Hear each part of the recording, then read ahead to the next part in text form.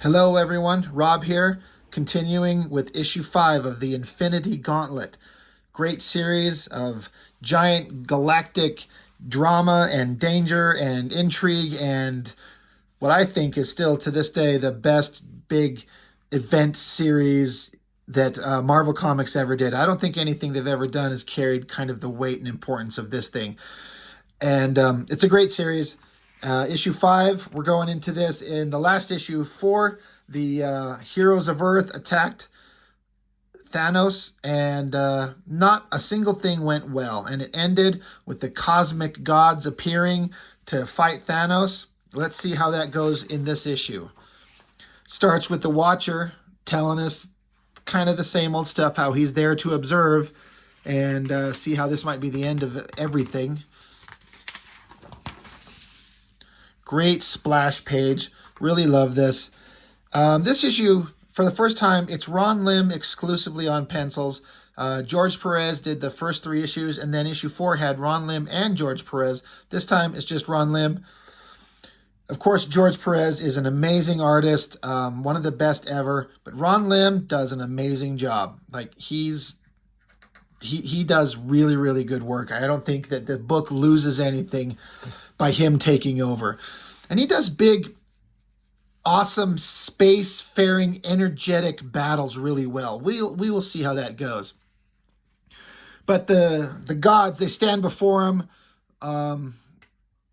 You got Lord Chaos and Order, telling Thanos that, we're here to, surrender or face our wrath. I like Thanos' dialogue here. He says, "I believe you will discover the horizons of my imaginings far wider than you would suspect, Lord Chaos. You address omnipotence. Tread carefully." I like how this girl Taraxia that he created, she even understands the severity of what they're looking at. He doesn't care. He's like, "Begone, foolish godlings, or suffer my celestial wrath." Back over here with Mephisto, he's talking to Eros, and he's like, "Oh, this is going to be a good show. And there's going to be all kinds of craziness going on. Thanos is going to have to use his full power." While the outcome is uncertain, Mephisto's saying he knows for one thing, there will be no time to worry about or energy to be wasted on non-essential priorities, like this monument or the relatives, meaning Thanos' brother here or his granddaughter. So Mephisto says, "I doubt you'll last more than a few microseconds into the conflict. It should be a quick death." But then he reminds him, but when Thanos is, the winner of the battle, he'll be able to just recreate you good as new. So don't worry. It's not the end for you, which is a horrifying thought. And Doctor Strange is communicating with Warlock and Silver Surfer about how the Eternity's Cosmic Brigade has engaged Thanos. And off in the distance, it's that little bright light, and then boom, an explosion of like unbelievable cosmic energy, knocking Warlock and Silver Surfer, aside. And these pages, it's funny because I look at them and this didn't take long to draw, but it makes sense. They have to show like vast galactic energy spanning explosions of energy and movement and power. So it visually works. I'm on board with it. I like the way that this functions, but it didn't take this guy very long to draw these. Bunch of explosion lines, couple of close-ups of the eyes. Probably took the inker longer to finish it than it did the penciler to draw it, but that's fine. They just needed to show the galactic consequences. It's saying here, entire solar systems in the immediate vicinity are ravaged by the effects of the celestial clash. So it's just a horrific, explosion. Probably half the galaxy's wiped out right there. Meanwhile, Thanos' brother Eros, he realizes that he's still alive somehow. You see that Mistress Death has saved them. And Eros is, realizing her hatred for Thanos must reach unfathomable depths. So that was a really interesting thing. And Surfer is saying, he's like, "I had no idea it would be so violent, Warlock is saying, sheer luck we survived. We were too close. They notice like something's going on. It's an interdimensional distortion cascade. Like, hurry, we got to get away from this. Like, space is distorting. Really interesting. Like, all kinds of crazy, cosmic, horrible things are going on in the battle, and these characters just off in the distance, just witnessing the after effects. It's really interesting. It's really dramatic. I think it works really well. So they zip out of there. They're saying if we're caught with its warping embrace, we will be lost. And that Earth is still, jarred loose from its orbit and drifting away from the sun. The dimensional distortion hits Earth too and opens up like a dimensional portal, and this guy comes out of this portal with these evil minions flowing into it. It's a Nihilus. He is a villain that you've seen in Marvel Comics before. He's he's an interdimensional scavenger pouring into Earth, which is at its worst possible state, and he's just showing up there to take over. Back with Thanos, he's just him and his lady Taraxi here. They're just still surviving. The heavens are trembling. The Celestials draft helpless planets into the conflict, using them as weapons of war. The fact that some of these worlds are inhabited by sentient life cannot be a consideration in this galaxy-spanning conquest. So you got these two Celestials, and we've seen them in, was it the Eternals and the Guardians of the Galaxy? These giant godlike beings, and they're just pulling planets to use as weapons of war against Thanos, and he just, boom, just zaps and blows them away. I love the way the artist portrays this energy blast, the flash of power and these rings and the explosion, the movement, the energy, seemingly wiping out the Celestials themselves. That's really well drawn. Like I said, his ability to draw energy and laser blasts and all this crackling, different types of energies. I don't know how else to explain it, but all these dots and circles and flashes and flowing lines. This is something that's really, really good that Ron Lim does. Going on to the next page, Kronos, the god of time, tries to get Thanos to be lost in time, just to be confused and dropping through different eras of time. You see kind of this red shape of Thanos' face as he's going through it. It distorts him, it throws him off. But once Thanos kind of realizes what's going on, he just focuses, boom, and then Kronos is done. He's over. You got order and chaos try to distort him. A more blocky, ordered side here, a wild, wobbly, rubbery, chaotic version of him here. But once again, all Thanos has to do is he suffers for a second, then he focuses and ends them. They are done. This is really interesting. I thought visually this was incredible. So you got Thanos, with all this energy, this crackling in them from the battle that's going on. Thanos, excuse me, sits her on this platform with Taraxia. This yellow glowing orb is there. It comes closer. There's some shapes inside them. Forces combine to add up more than the sum of their total. The temporal is abandoned for pure force of energy. So this giant ball of energy, and it's Galactus, the Stranger, and Eon. They're just kind of like energetic forms combining themselves to attack Thanos at once. But again, Thanos he's omnipotent, power without limit, just wipes them away. And again, I love this. You got this little tiny picture of Surfer and Adam Warlock down here, and off in the distance, probably light years away, thousands of light years away possibly, the universe is just exploding into destruction. And then we see Thanos here. He starts having this dialogue back and forth of like regret and hate. He's like, what am I doing? He's like giving the universe what it deserves. But they are my heavenly brothers. But I will kill them all. No, I should honor and cherish them. But then the flash of energy in his eyes. What madness is this? Why is he going back and forth?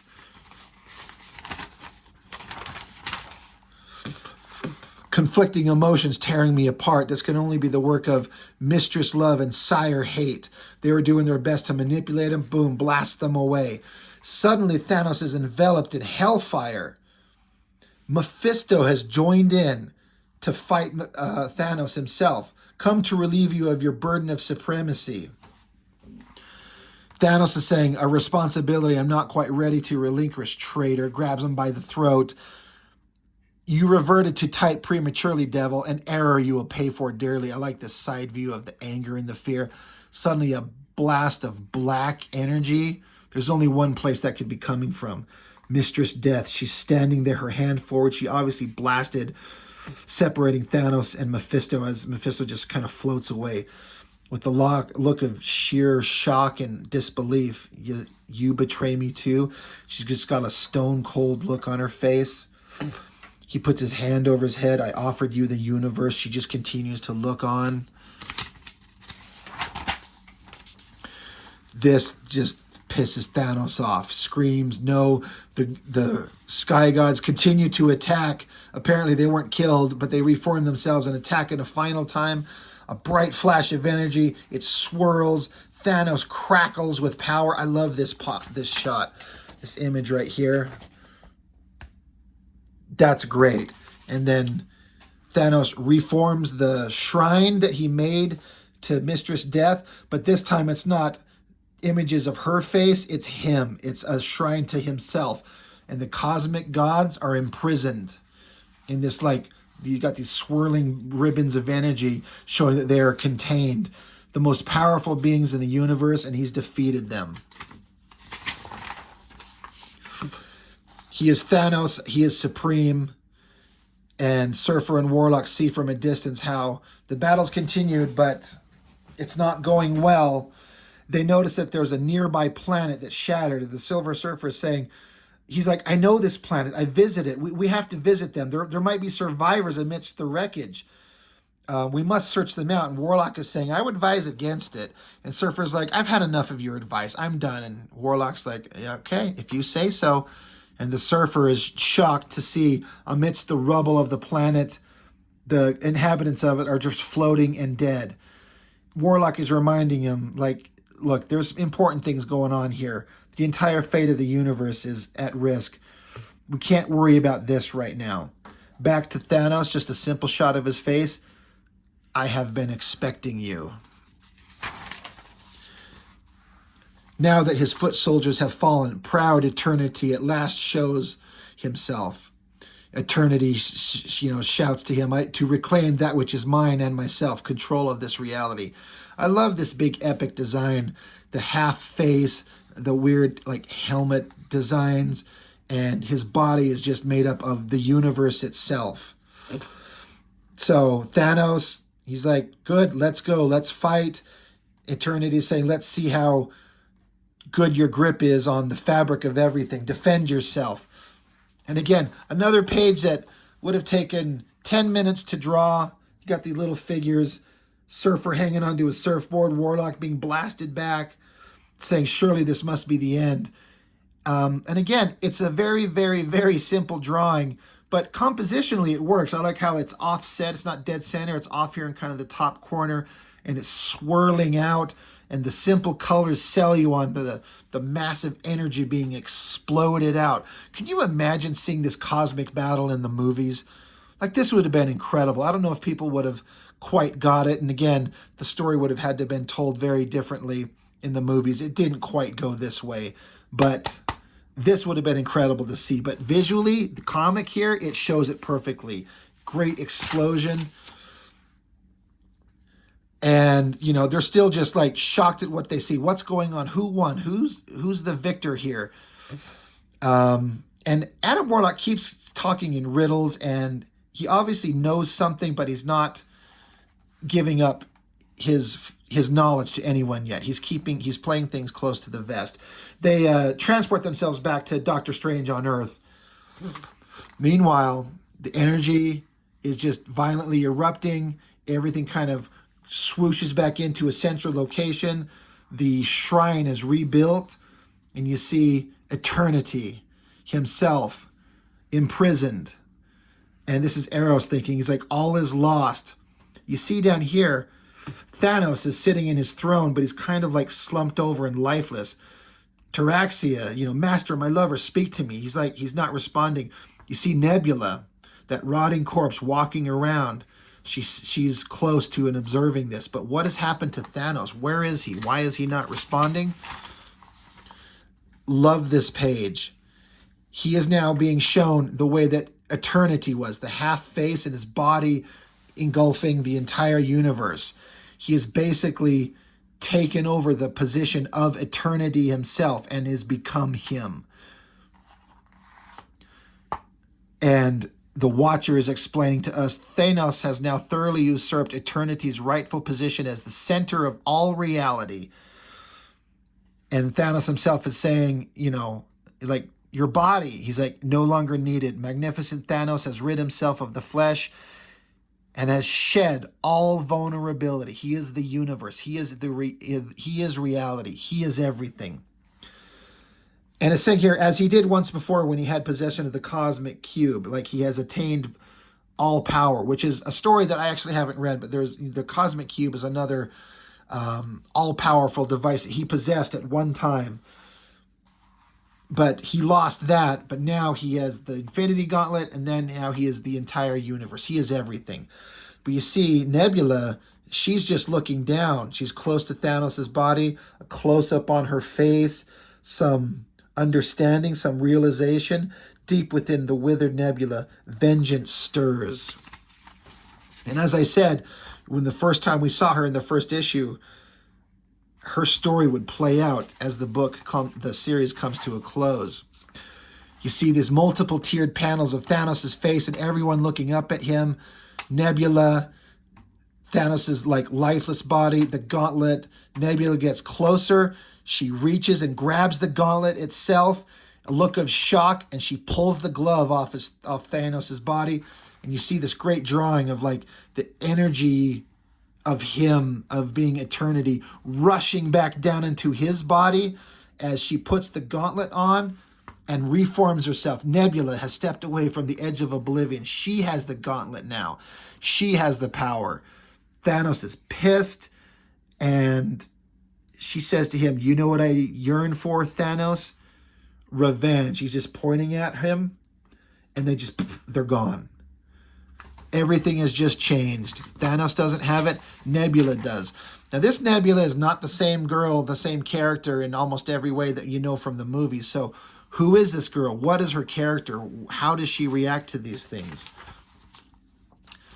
Back with Adam Warlock, they're on Earth, and they're like, power has changed hands. The situation has gone from bad to worse.